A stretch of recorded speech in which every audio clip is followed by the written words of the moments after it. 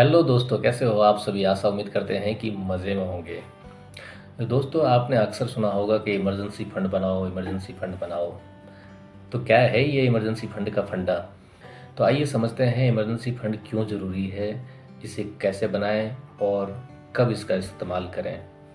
दोस्तों, नाम से ही पता चलता है कि इमरजेंसी फंड ऐसा फंड जो कि इमरजेंसी में काम आए। तो इमरजेंसी क्या होता है? इमरजेंसी क्या आपको शॉपिंग करने जाना है वो इमरजेंसी है? क्या आपको ट्रैवलिंग करना है इमरजेंसी है?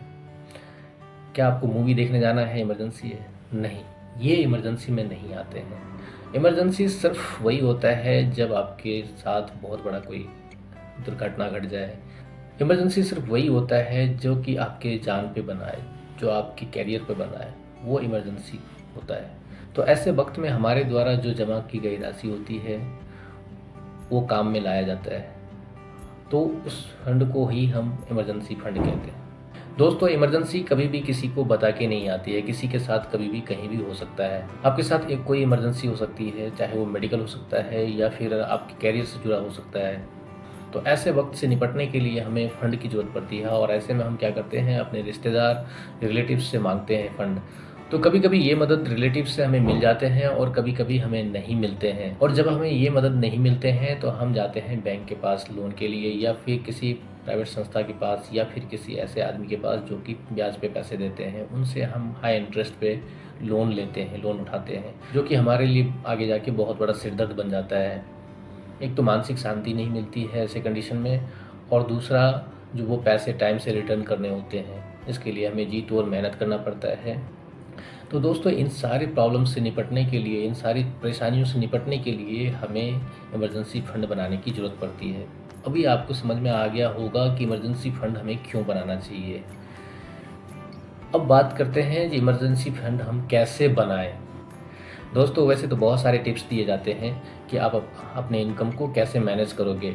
कुछ लोग कहते हैं कि आप अपने इनकम को 3 भाग में डिवाइड कर दो, 50, 30 और 20, यानी कुल इनकम का 50% आप अपने नीड्स में खर्च करो और 30% अपने वांट्स पे खर्च करो और 20% सेविंग में खर्च करो, और इसी सेविंग से आप इमरजेंसी फंड बनाओ।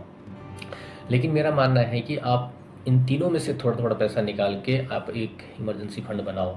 तो इससे क्या होगा कि आपके ना ही नीड्स पे इफेक्ट पड़ेगा, ना ही आपके वांट्स पे पड़ेगा, और ना ही आपका सेविंग का कुछ बिगड़ने वाला है। अगर आप छोटा सा रकम तीनों में से निकालते हो तो एक बड़ा सा इमरजेंसी फंड बना सकते हो।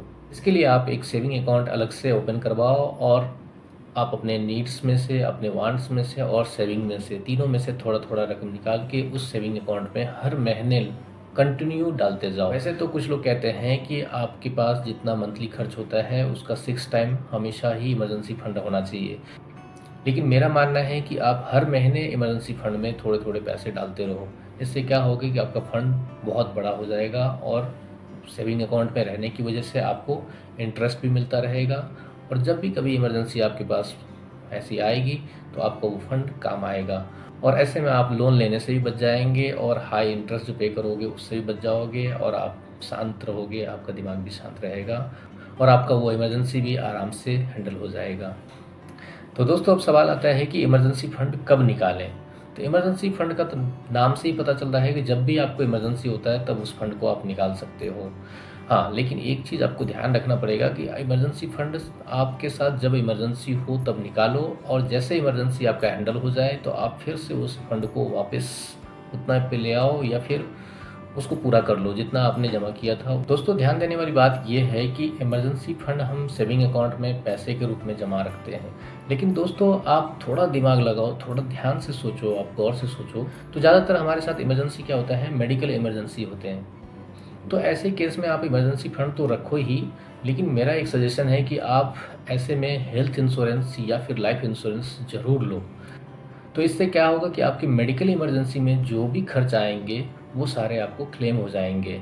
जो भी इंश्योरेंस एजेंसी होगी वो आपको ये सारे खर्च पूरे करेंगे।